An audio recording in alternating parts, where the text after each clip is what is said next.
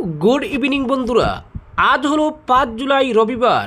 আজকের সন্ধ্যার বিশেষ বিশেষ খবর হলো আসামে আর মেরুকরণের প্রয়োজন নেই দাবি হিমন্তের, পরিস্থিতি নিয়ন্ত্রণে আইন মেনেই চলছেন মানুষ।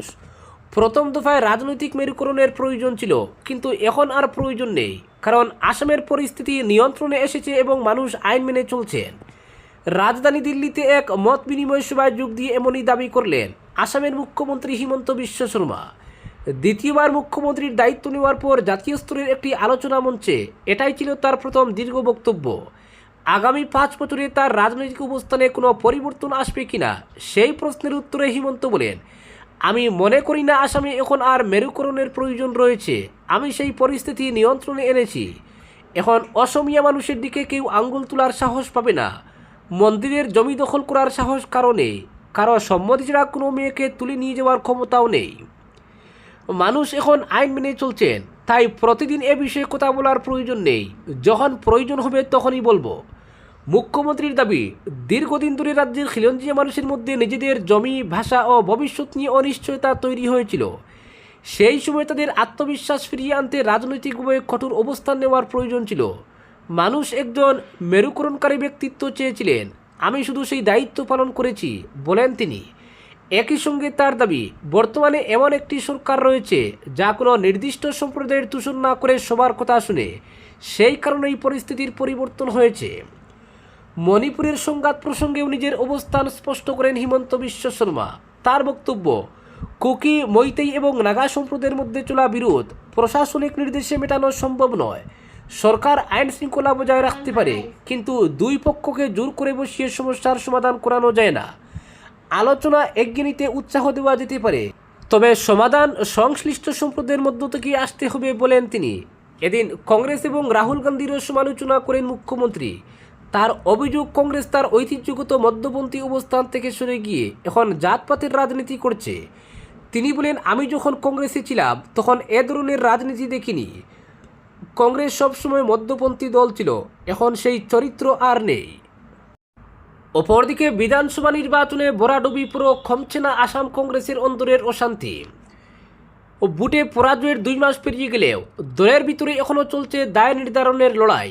কেউ ইভিএমকে কাঠগড়ায় তুলছেন, আবার দলের এক প্রভাবশালী অংশ সরাসরি নিশানা করেছেন প্রদেশ কংগ্রেস সভাপতি গৌরব গগৈকে। প্রদেশ কংগ্রেসের এক বিশ্বস্ত সূত্রের দাবি, কংগ্রেস হাইকমান্ডের কাছে ইতিমধ্যেই পাঠানো হয়েছে 35 পাতার একটি বিস্তৃত প্রতিবেদন, যেখানে একের পর এক অভিযোগ তোলা হয়েছে গৌরব গগৈর বিরুদ্ধে। প্রতিবেদনে দাবি করা হয়েছে, তার নেতৃত্বের ব্যর্থতাই আসামে কংগ্রেসের ভরাডুবির অন্যতম কারণ। শুধু নির্বাচনী কৌশল নয়, দল পরিচালনার ক্ষেত্রেও তিনি গণতান্ত্রিক প্রক্রিয়া অনুসরণ করছেন না বলেও অভিযোগ করা হয়েছে। প্রতিবেদনের প্রতিটি পাতায় গৌরবের নেতৃত্ব নিয়ে প্রশ্ন তোলা হয়েছে বলে জানা গিয়েছে। অভিযোগ, গুরুত্বপূর্ণ সাংগঠনিক সিদ্ধান্ত নেওয়ার ক্ষেত্রে তিনি দলীয় সহকর্মীদের মতামতকে গুরুত্ব দেননি। তৃণমূল স্তরের কর্মীদের সঙ্গে যোগাযোগেও ঘাটতি ছিল। এর ফলেই সাংগঠনিক ভিত দুর্বল হয়েছে এবং নির্বাচনে তারই খেসারত দিতে হয়েছে কংগ্রেসকে।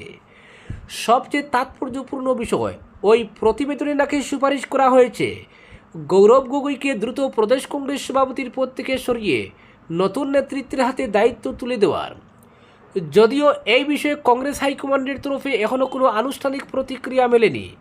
রাজনৈতিক মহলের মতে এই সংঘাতের সূত্রপাত আরও স্পষ্টভাবে সামনে আসে বিধানসভা নির্বাচনের পর, যখন কংগ্রেস বিধায়ক জুবাইর এনামের সঙ্গে প্রকাশ্য বচসা জড়িয়ে পড়েন গৌরব গগৈ।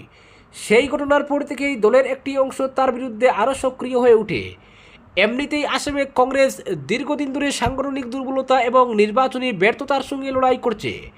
তার উপর ক্রমবর্ধমান গোষ্ঠীদ্বন্দ্ব পরিস্থিতিকে আরও জটিল করে তুলেছে। রাজনৈতিক পর্যবেক্ষকদের একাংশের মতে, যদি এই অন্তর্দ্বন্দ্ব দ্রুত না মেটে, তাহলে আগামী দিনে শুধু নেতৃত্ব নয়, দলের সাংগঠনিক অস্তিত্ব বড় চ্যালেঞ্জের মুখে পড়তে পারে। এখন নজর কংগ্রেস হাইকমান্ডের দিকে।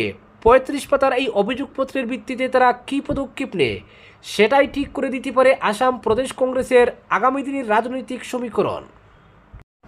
অপরদিকে দীর্ঘ 22 বছর পর দেশে ফিরছে উপপ্রধানমন্ত্রীর পদ। আলোচনায় 2 শীর্ষ নেতার নাম।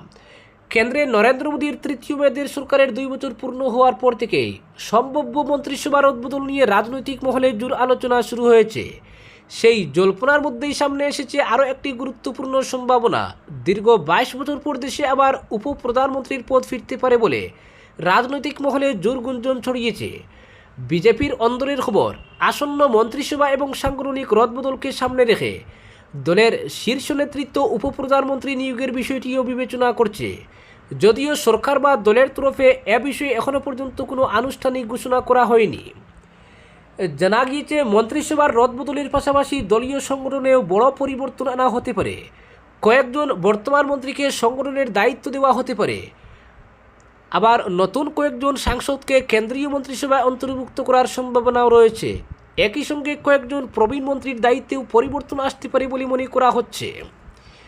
এই আবহেই উপপ্রধানমন্ত্রীর সম্ভাব্য মুখ হিসেবে দুটি নাম সবচেয়ে বেশি আলোচনায় উঠে এসেছে।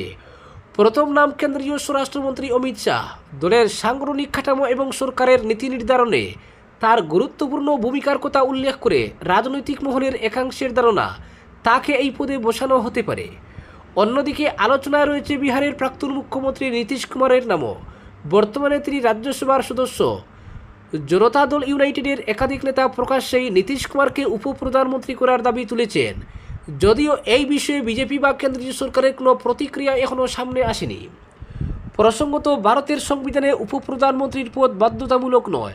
অতীতে রাজনৈতিক ভারসাম্য বজায় রাখা এবং জোটের গুরুত্বপূর্ণ নেতাদের মর্যাদা দিতেই এই পদে নিয়োগ করা হয়েছে। দেশের শেষ উপপ্রধানমন্ত্রী ছিলেন লালকৃষ্ণ আডবাণী। তিনি 2004 সাল পর্যন্ত অটল বিহারী বাজপেয়ীর মন্ত্রিসভায় এই দায়িত্ব পালন করেছিলেন। তারপর থেকে মনমোহন সিংয়ের 10 বছরের শাসনকাল এবং নরেন্দ্র মোদীর টানা 12 বছরের প্রধানমন্ত্রীত্বে দেশে আর কোনো উপপ্রধানমন্ত্রী নিয়োগ করা হয়নি। ফলে দীর্ঘ বিরতির পর এই পদ ফের চালু হবে কিনা তা নিয়ে রাজনৈতিক মহলে জল্পনা তুঙ্গে। তবে সরকারিভাবে কোনো সিদ্ধান্ত ঘোষণা না হওয়া পর্যন্ত বিষয়টি নিয়ে অনিশ্চয়তা থেকেই যাচ্ছে। অপরদিকে হাইলাকান্দিতে মাদক বিরোধী অভিযানে বড় সাফল্য পেল জেলা পুলিশ ও আসাম রাইফেলস। গোপন সূত্রে পাওয়া তথ্যের ভিত্তিতে হাইলাকান্দি বাইপাস এলাকায় বিশেষ অভিযান চালিয়ে প্রায় 20 লক্ষ টাকা মূল্যের 10,000টি নিষিদ্ধ ইয়াবা ট্যাবলেট উদ্ধার করা হয়েছে। পুলিশ সূত্রে জানা গেছে, অভিযানের সময় MZ01B 7816 নম্বরের একটি মোটরসাইকেল আটক করে তল্লাশি চালানো হয়। তল্লাশিতে মোটরসাইকেল থেকে বিপুল পরিমাণ ইয়াবা ট্যাবলেট উদ্ধার হয়। ঘটনায় এক ব্যক্তিকে আটক করেছে পুলিশ। প্রাথমিক জিজ্ঞাসাবাদে বেশ কিছু গুরুত্বপূর্ণ তথ্য মিলেছে বলে দাবি পুলিশের। আটক ব্যক্তিকে জিজ্ঞাসাবাদ করে এই মাদক পাচার চক্রের সঙ্গে আর কারা জড়িত রয়েছে তা খতিয়ে দেখা হচ্ছে। পাশাপাশি ঘটনার তদন্ত জোরদার করা হয়েছে। অপরদিকে পাটগ্রামের ইনটেক মাঠকে ভবিষ্যতে একটি আধুনিক ও পূর্ণাঙ্গ স্টেডিয়ামে রূপান্তরের পরিকল্পনার কথা জানিয়েছেন কাটিগড়ার বিধায়ক কমলাক্ষ দে পুরকায়স্থ। তবে এই স্বপ্ন বাস্তবায়নের আগে মাঠ ও সংলগ্ন এলাকার অবৈধ দখল উচ্ছেদ করাকে সবচেয়ে গুরুত্বপূর্ণ শর্ত হিসেবে উল্লেখ করেছেন তিনি। ইনটেক মাঠে অনুষ্ঠিত কমলাক্ষ দে পুরকায়স্থ নকআউট ফুটবল টুর্নামেন্টের ফাইনাল ম্যাচে প্রধান অতিথি হিসেবে যোগ দেন বিধায়ক। অনুষ্ঠানে উপস্থিত স্থানীয় ক্রীড়াপ্রেমী ও টুর্নামেন্ট পরিচালনা কমিটির সদস্যরা মাঠকে একটি পূর্ণাঙ্গ স্টেডিয়াম নির্মাণের দাবি জানান। তাদের এই দাবির প্রেক্ষিতে বিষয়টি গুরুত্বের সঙ্গে বিবেচনা করার আশ্বাস দেন তিনি। পরে সাংবাদিকদের সঙ্গে আলাপকালে কমলাক্ষ দে পুরকায়স্থ বলেন, একটি আধুনিক স্টেডিয়াম নির্মাণের জন্য পর্যাপ্ত জমির প্রয়োজন, কিন্তু বর্তমানে ইনটেক মাঠের আশেপাশের কিছু অংশ বিভিন্নভাবে দখল হয়ে থাকায় পরিকল্পনা বাস্তবায়নে বাধা সৃষ্টি হচ্ছে। তাই প্রথমেই অবৈধ দখলমুক্ত করার উদ্যোগ নিতে হবে। তিনি আরও জানান, একটি আন্তর্জাতিক মানের বা আধুনিক স্টেডিয়াম নির্মাণে বিপুল অর্থের প্রয়োজন। এই লক্ষ্যে তিনি রাজ্যের মুখ্যমন্ত্রীর সঙ্গে বিষয়টি নিয়ে আলোচনা করবেন এবং প্রয়োজনীয় অর্থ বরাদ্দের আবেদন জানাবেন। স্থানীয়দের মতে পাটগ্রামে একটি পূর্ণাঙ্গ স্টেডিয়াম নির্মিত হলে শুধু এলাকার নয়, আশেপাশের বহু প্রতিভাবান খেলোয়াড়ও উন্নত ক্রীড়া পরিকাঠামোর সুযোগ পাবেন। একই সঙ্গে এই অঞ্চলের ক্রীড়া চর্চা আরও গতিশীল হবে এবং নতুন প্রজন্মের জন্য তৈরি হবে সম্ভাবনার নতুন দিগন্ত। এ বিষয়ে বিধায়ক কমলাক্ষ দে পুরকায়স্থের বক্তব্য অনুষ্ঠানে উপস্থিতদের মধ্যে আশার সঞ্চার করেছে। অপরদিকে সোনাপুরের চামতা এলাকায় অবস্থিত স্টার সিমেন্ট শিল্প প্রতিষ্ঠানের চত্বরে এক মর্মান্তিক পথ দুর্ঘটনায় প্রাণ হারালেন প্রতিষ্ঠানের নিরাপত্তারক্ষী বিজু ডেকা। জানা গেছে, শিল্প প্রতিষ্ঠানটিতে কাঁচামাল বোঝাই করে প্রবেশ করা একটি দ্রুতগতির ট্রাকের ধাক্কায় ঘটনাস্থলেই তার মৃত্যু হয়। দুর্ঘটনার খবর ছড়িয়ে পড়তেই শিল্প প্রতিষ্ঠান ও আশেপাশের এলাকায় শোকের ছায়া নেমে আসে। ঘটনার পর স্থানীয়দের মধ্যে তীব্র চাঞ্চল্যের সৃষ্টি হয়। খবর পেয়ে পুলিশ ঘটনাস্থলে পৌঁছে মৃতদেহ উদ্ধার করে ময়নাতদন্তের জন্য পাঠায়।